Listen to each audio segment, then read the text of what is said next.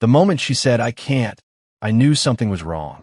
What I didn't expect was that she was already wearing another man's ring. Hey, this is Ryan. I spent 3 months planning this thing. 3 months obsessing over every detail like some kind of maniac. I researched overlooks, checked sunset times, weather patterns, the whole 9 yards. My parents worked factory jobs their entire lives. Dad at the steel mill, mom packing boxes, and here I was their college boy planning to drop 2 months' salary on a ring. Can you believe that? 2 months of 60-hour weeks as a financial consultant, all for this one moment.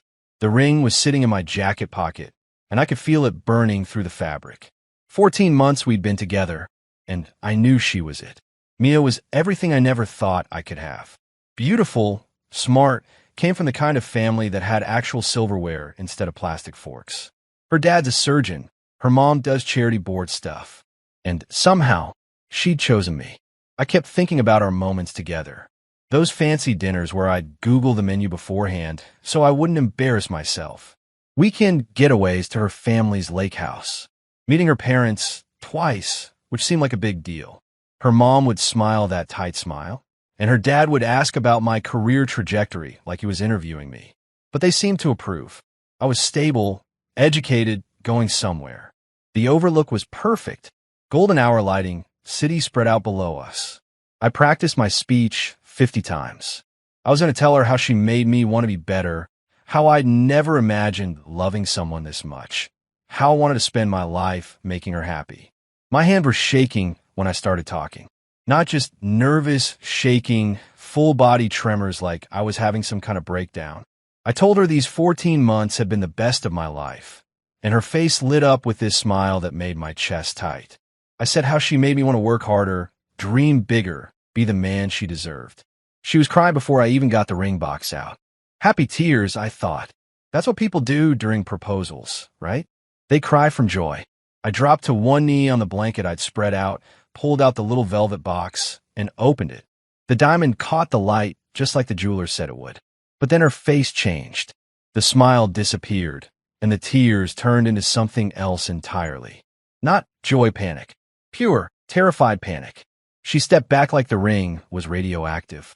She whispered that she couldn't, and my world just stopped. Time literally stopped moving. She told me she was already married. The words hit me like a physical blow.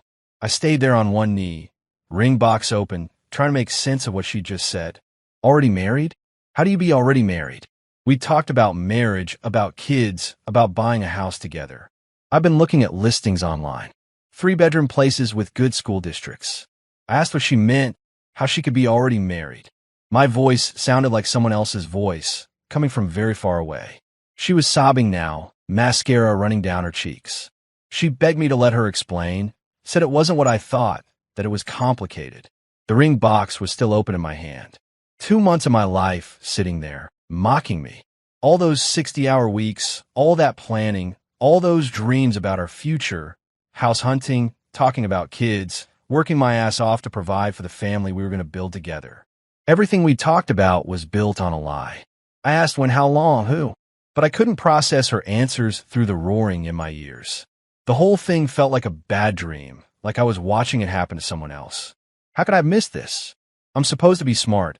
I analyze financial data for a living. I spot patterns and inconsistencies. But I'd missed the biggest red flag of my life. I told her to leave, to just leave me alone. I said I needed to think. She reached for me, but I stepped back. I couldn't look at her anymore without seeing every lie she'd told me. Every moment, she'd let me believe in a future that was never real. The worst part? I still loved her. Even standing there with my heart ripped out, I still wanted to hold her and tell her we'd figure it out together. But you can't build a life on a foundation of lies. My parents taught me that much, even if they never taught me how to spot a liar who tells you she loves you while she's married to someone else. Hey there, I'm Mia. You want to know how I got here? How I ended up destroying the sweetest guy I've ever met while lying to my family and living a double life that would make a soap opera writer blush. It all started 3 years ago when I met Logan. My family's old money, the kind where dad's a surgeon and mom comes from people who've had money since before the Civil War. They raised me believing that marrying well was literally the only thing that mattered. Find the right man from the right family, and everything else would fall into place. Then Logan walked onto that construction site near my office, and I felt something I'd never felt before. Not the polite attraction I was supposed to have for the lawyers my parents kept pushing on me. This was raw, immediate, like getting hit by lightning. He's everything my family taught me to run from. High school education, works with his hands, comes from the wrong part of town. And he's black, which in my parents' world might as well have been a crime. The first time I brought him home for dinner, you could have heard a pin drop. Mom's face went completely white. Dad suddenly had an urgent phone call to take, and my little brother actually started laughing like I was playing some elaborate prank. The aftermath was even worse than I expected. Dad cornered me the next morning and laid out my options.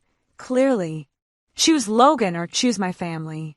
Not just the money, though losing my inheritance would have been devastating. He had connections everywhere. He could make sure Logan never worked construction in the city again, could get me blacklisted from every decent job. Mom was even more brutal, crying about how I was throwing away everything they'd sacrificed for, destroying the family name for some passing infatuation. But I couldn't give him up. How do you walk away from the person who makes you feel like yourself for the first time? Logan understood the impossible position I was in, but he wasn't going to let me throw away my entire future for him. So we came up with what seemed like a brilliant solution. We got married 2 years ago at a courthouse downtown with 2 strangers as witnesses. I had a secret husband living in a tiny apartment across town where nobody from my world would think to look. Officially, I was still the dutiful single daughter my parents wanted. Logan was incredible about the arrangement. He never made me feel guilty about our situation, never demanded more than I could give. When I'd show up after family events or dates with other men, he'd just hold me and tell me we'd figure it out eventually. He called himself my secret husband, like some superhero with a hidden identity. That's where Ryan comes in. What started as just another performance, another acceptable boyfriend to parade around at family functions, turned into something I never saw coming. My parents loved him immediately. College educated, ambitious, came from working class roots but was clearly going places. Everything they'd ever wanted for me wrapped up in one perfect package. The problem was Ryan turned out to be genuinely good. Sweet, thoughtful, completely devoted to making me happy. And somewhere along the way, I started developing real feelings for him. Not the earth-shattering, life-changing love I had with Logan, but something softer, more comfortable. Ryan represented the life I was supposed to want, the one that would make everyone happy. Logan knew about Ryan from the beginning. We'd agreed that I needed to keep dating other people to maintain the illusion, but watching me develop actual feelings for someone else was harder than either of us expected. Still, he supported it because he understood what we were up against. He'd tell me to do whatever I needed to do for us to survive this mess. Those work trips I kept taking, I was going to Logan, living with him for days at a time, pretending we were normal. We'd cook dinner, watch movies, talk about our days. Then I'd come back to my real life and pick up with Ryan, feeling more torn and guilty every time. The crushing weight of living this double life was eating me alive. I loved them both, but differently. Logan had my heart, my soul, everything that mattered about who I really was. But Ryan had my family's approval, my future, the life that made sense. And Ryan trusted me completely, never questioned where I went, just worried about me traveling alone, and told me how proud he was of my career. When Ryan started talking about moving in together, about marriage, about starting a family, I knew I was trapped. How could I explain why I couldn't take the next step? I kept making excuses, putting him off, hoping something would change. But nothing changed, and the day he proposed, I knew it was over. I spent the first hour after she told me just sitting in my car, staring at the ring box like it might explode.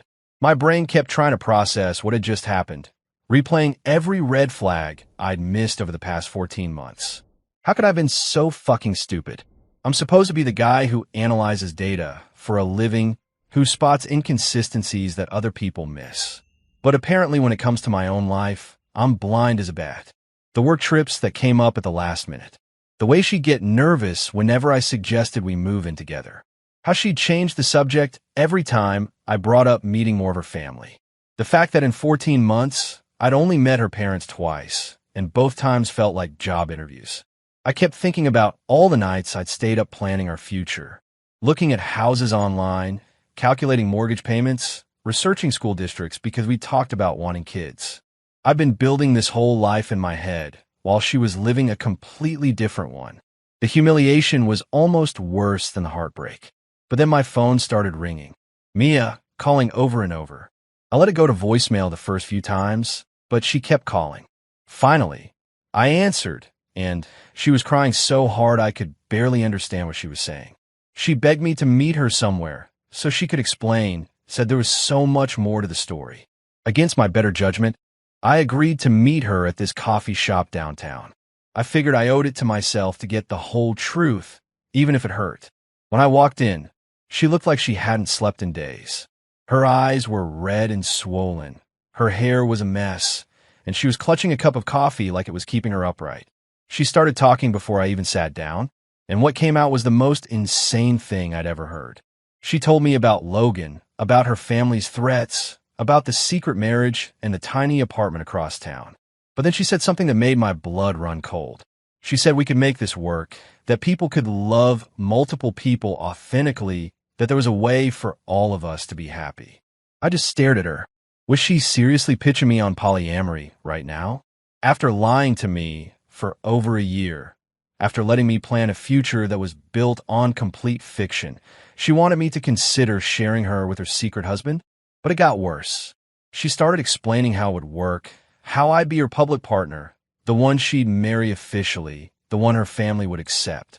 Logan understood his place in all this, she said.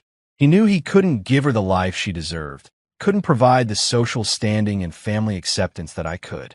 She kept saying how Logan was blue-collar, how he never went to college, how her family would never accept him. That's when it hit me. I wasn't her choice. I was her consolation prize.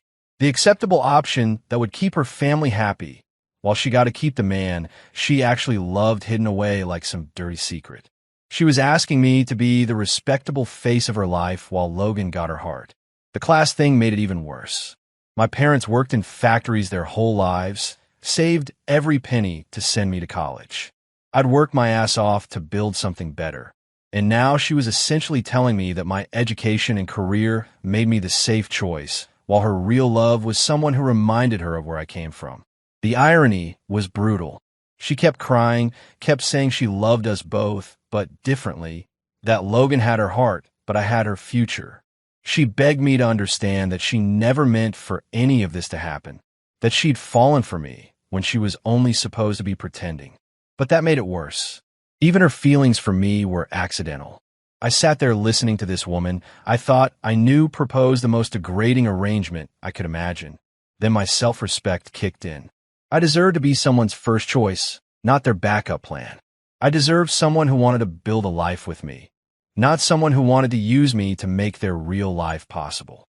I'd rather be alone than be anyone's convenient option. I knew it was over the moment Ryan stood up from that coffee shop table.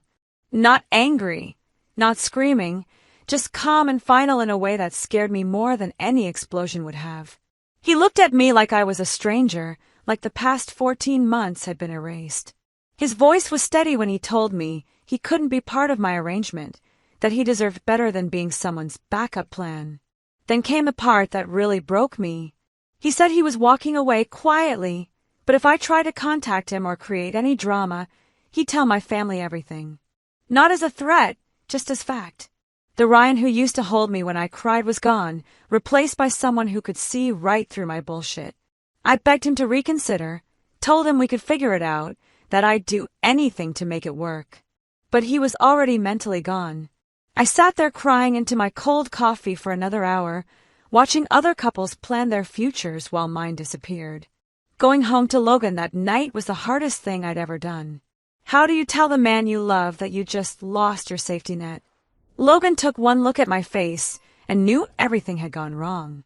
He held me while I cried and told him the whole story about the proposal, about my desperate pitch to Ryan, about how I destroyed the best thing that ever happened to my family's acceptance of me. Logan was incredible about it, the way he always is. He didn't say I told you so, didn't point out how naive I'd been. He just held me and asked the practical questions I wasn't ready to face. What were we going to do now? How was I going to handle my family? Did I have a plan for moving forward? The truth was, I didn't have a plan for anything. I'd been so focused on keeping everyone happy that I'd never considered what would happen when it all fell apart. Now I was facing explaining to my parents why their perfect son-in-law candidate had suddenly vanished from my life. The questions started immediately.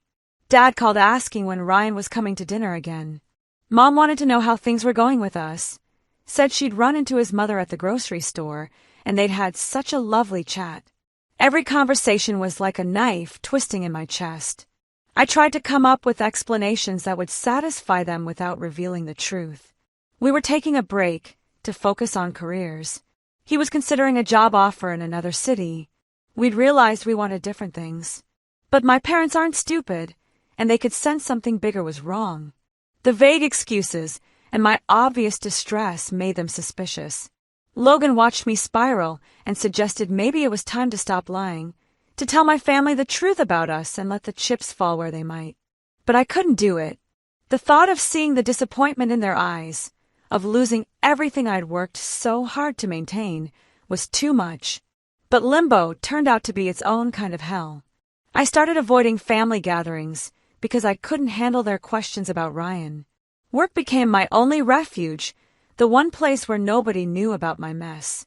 I threw myself into projects and stayed late every night. Anything to avoid going home and seeing the worry in Logan's eyes. Logan was patient, but I could tell the situation was wearing on him too. We'd always known our arrangement was temporary, but now it felt permanent in the worst way. Instead of moving toward a future where we could be open, we were more hidden than ever. The worst part was realizing how rare what Ryan and I had was. He wasn't just educated and successful. He was genuinely kind, supportive. Finding another man who could check all my family's boxes while also being willing to accept a secret polyamorous arrangement? That was like winning the lottery twice. I started having panic attacks thinking about the future. What if I never found someone else my family would approve of? What if Logan got tired of living in the shadows and left me too? The weight of potentially living this lie forever became crushing. Some nights I'd lie awake thinking about Ryan, wondering if he was dating someone new, if he'd found a woman who could love him the way he deserved. Someone who wouldn't use him as a cover story. I destroyed something beautiful because I was too much of a coward to live authentically. And now I was trapped in a life that satisfied no one, not Logan, not my family, and definitely not me.